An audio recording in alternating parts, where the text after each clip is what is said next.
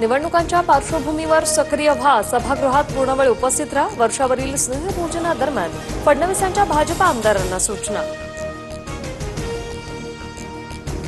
महायुतीत वाद होतील अशी वक्तव्य टाळा. विरोधकांच्या हातात आयतं कोलीत देऊ नका. वादग्रस्त वक्तव्य करणाऱ्या भाजप आमदारांना आणि मंत्र्यांना फडणवीसांच्या कानपेचक्या. लोणीकरांविरोधात विधानसभेत गदारोळ. चूक असेल तर 1000 वेळा शेतकऱ्यांची माफी मागेल, मात्र मी तसं बोललोच नाही. लोणीकर संतापले तर सरकारची तीच भूमिका आहे का? वडेट्टीवारांचा सवाल.